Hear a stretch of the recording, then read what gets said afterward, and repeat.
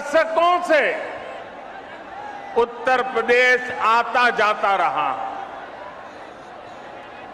UP के आशीर्वाद से पिछले 8 साल से देश का प्रधान सेवक के रूप में कार्य करने का आप सबने जिम्मा दिया है।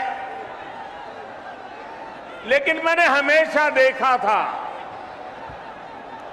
अगर उत्तर प्रदेश में 2 महत्वपूर्ण चीजें जोड़ दी जाए, उसकी कमी को अगर पूरा कर दिया जाए, तो उत्तर प्रदेश चुनौतियों को चुनौती देने की बहुत बड़ी ताकत के साथ खड़ा हो जाएगा।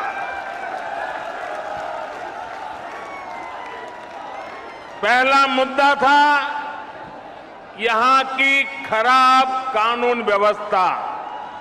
जब मैं पहले की बात कर रहा हूं, क्या हाल था आप जानते हैं। और दूसरी हालत थी हर प्रकार से खराब कनेक्टिविटी।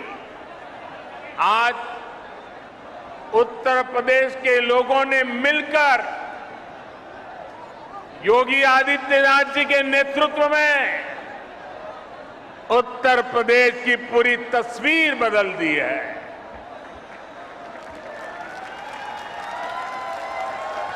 योगी जी के नेतृत्व वाली सरकार में कानून व्यवस्था भी सुधरी है और कनेक्टिविटी भी तेज से सुधर रही है। आजादी के बाद के 7 दशकों में यूपी में यातायात के आधुनिक साधनों के लिए जितना काम हुआ, उससे ज्यादा काम आज हो रहा है। मैं आपसे पूछ रहा हूं, हो रहा है कि नहीं हो रहा है? हो रहा है कि नहीं हो रहा है? आंखों के सामने दिख रहा है कि नहीं दिख रहा है? बुंदेलखंड एक्सप्रेसवे से चित्रकूट से दिल्ली की दूरी करीब करीब 3-4 घंटे कम हुई है, लेकिन इसका लाभ इससे भी कई गुना ज्यादा है। ये एक्सप्रेसवे यहां सिर्फ वाहनों को गति देगा इतना ही नहीं है, बल्कि ये पूरे बुंदेलखंड की औद्योगिक प्रगति को भी गति देने वाला है। इसके दोनों तरफ, इस एक्सप्रेस हाईवे के दोनों तरफ अनेक उद्योग स्थापित होने वाले हैं। यहां भंडारण की सुविधाएं, कोल्ड स्टोरेज की सुविधाएं बनने वाली है। बुंदेलखंड एक्सप्रेसवे की वजह से इस क्षेत्र में कृषि आधारित उद्योग लगाने बहुत आसान हो जाएंगे। खेत में पैदा होने वाली उपज को नए बाजारों में पहुंचाना आसान होगा। बुंदेलखंड में बन रहे डिफेंस कॉरिडोर को भी इससे बहुत मदद मिलेगी। यानी ये एक्सप्रेसवे बुंदेलखंड के कोने कोने को विकास, स्वरोजगार और नए अवसरों भी जोड़ने वाला है। साथियों, नए भारत के सामने एक ऐसी चुनौती भी है जिस पर अगर अभी ध्यान नहीं दिया गया तो भारत के युवाओं का, आज की पीढ़ी का बहुत नुकसान हो सकता है। आपका आज गुमराह हो जाएगा और आपकी आने वाली कल अंधेरे में सिमट जाएगी। दोस्तों, इसलिए अभी से जागना जरूरी है।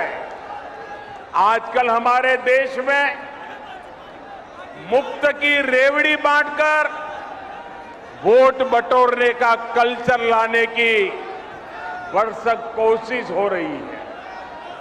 ये रेवड़ी कल्चर देश के विकास के लिए बहुत घातक है। इस रेवड़ी कल्चर से देश के लोगों को और खास करके मेरे युवाओं को बहुत सावधान रहने की जरूरत है।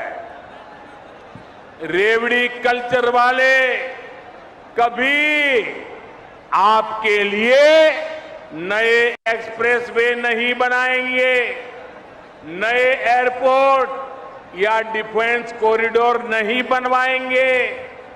रेवड़ी कल्चर वालों को लगता है कि जनता जनार्दन को मुफ्त की रेवड़ी बांटकर उन्हें खरीद लेंगे।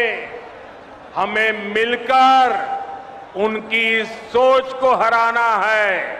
रेवड़ी कल्चर को देश की राजनीति से हटाना है।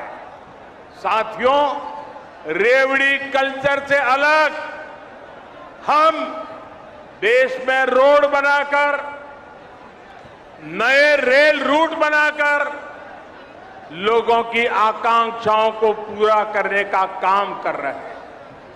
हम गरीबों के लिए करोड़ों पक्के घर बना रहे हैं। दशकों से अधूरी सिंचाई परियोजनाएं पूरी कर रहे हैं। छोटे बड़े अनेक डैम बना रहे हैं। नए नए बिजली के कारखाने लगवा रहे हैं ताकि गरीब का, किसान का जीवन आसान बने और मेरे देश के नौजवानों का आने वाला भविष्य अंधकार में डूब न जाए। साथियों, इस काम में मेहनत पड़ती है, दिन रात खटना पड़ता है, खुद को जनता की सेवा के लिए समर्पित करना होता है। मुझे खुशी है कि देश में जहां भी हमारी डबल इंजन की सरकार है, वो विकास के लिए इतनी मेहनत कर रही है। डबल इंजन की सरकार मुफ्त की रेवड़ी बांटने का शॉर्टकट नहीं अपना रही। डबल इंजन की सरकार मेहनत करके राज्य के भविष्य को बेहतर बनाने में जुटी है।